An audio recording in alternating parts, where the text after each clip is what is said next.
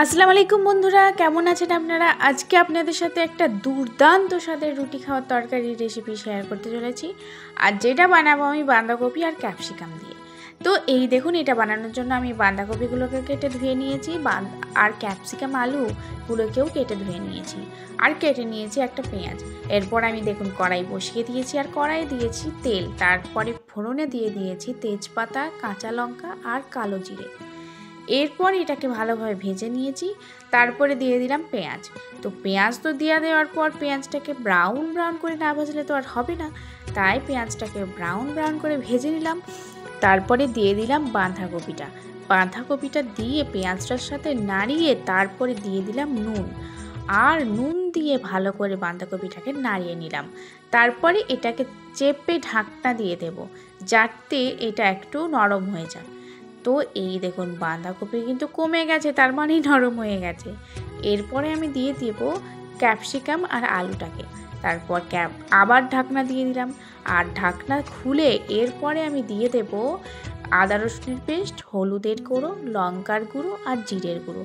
আর এই মশলাটাকে দেওয়ার পর আমি মশলাটাকে ভালোভাবে কষিয়ে নেব একটুক্ষণ, মোটামুটি 5 মিনিট।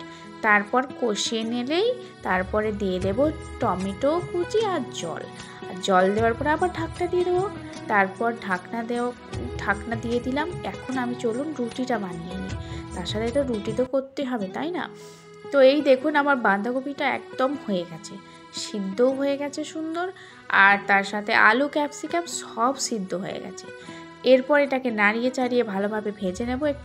একটু গ্যাসের আঁচটা বাড়িয়ে নিলাম, কারণ এটা একটু ভাজা ভাজা হলে বেশ ভালো লাগে। তো এটাকে একটু জলটা শুকিয়ে ভালোভাবে ভাজা করে নিচ্ছি ততক্ষণ।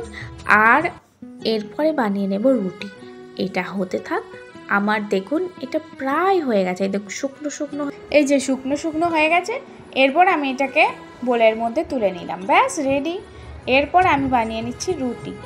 আর রুটি তো জানেন রাত্রেবেলায় খুবই ভালো লাগে বাঁধাকপির সাথে বিশেষ করে। তো এই দেখুন রুটিটা আমার একটা হয়ে গেছে, আরেকটা বানিয়ে নিচ্ছি। এই যে আমার রুটিটা বানিয়ে নেওয়া হয়ে গেছে। চলুন এরপরে সার্ভ করব রুটি আর তার সাথে বাঁধাকপি, আর তার সাথে যদি একটু দই হয়ে যায় তাহলে তো আর কিছু বলার নেই। তো এই দেখুন আমার একদম পুরো রান্না বান্না কমপ্লিট। তো বাই বাই বন্ধুরা, ভালো লাগলে প্লিজ লাইক, কমেন্ট, শেয়ার আর সাবস্ক্রাইব করে পাশে থাকুন।